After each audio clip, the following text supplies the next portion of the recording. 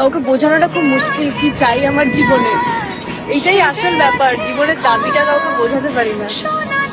কোনো ইচ্ছা নেই, কারণ যারা আমার কাছে ম্যাটার করে না কি আসে যায় কি বললো কি না বললো। আমার মা যদি আমাকে একটা খারাপ কথা বলে আমার মনে লাগবে, আমার মনে হবে যে মানুষটা আমাকে চেনে, তারপরেও সে আমার নামে এরকম খারাপ কথাটা বললো। আর যে আমাকে চেনেই না, যে আমাকে জানেই না, সে আমার সম্পর্কে কি বললো তাতে আমার কিচ্ছু যায় আসে না।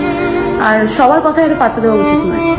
তুমি যাই করো না কেন, কিছু লোক তোমাকে খারাপ বলবেই, তুমি সবার কাছে একসাথে ভালো হতে পারবে না।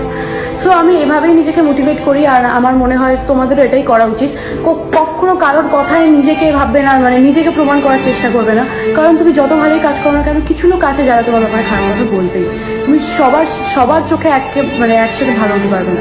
যা থাকার সে থেকে যাবে, আর যা না থাকার সে ছোট্ট ছোট্ট বিষয় ইস্যু করে চলে যাবে।